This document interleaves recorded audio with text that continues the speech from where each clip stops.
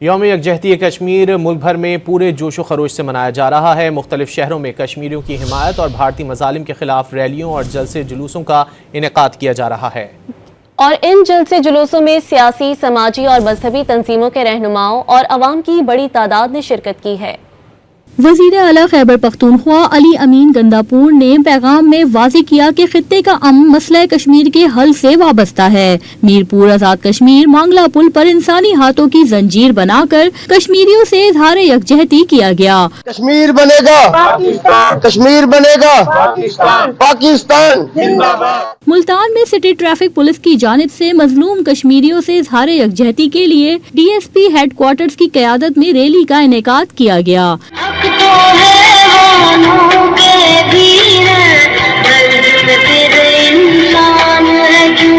ننکانہ صاحب میں سکھ برادری نے بھی مظلوم کشمیریوں سے بھرپور اظہار یکجہتی کیا اور بھارتی مظالم کی مذمت کی۔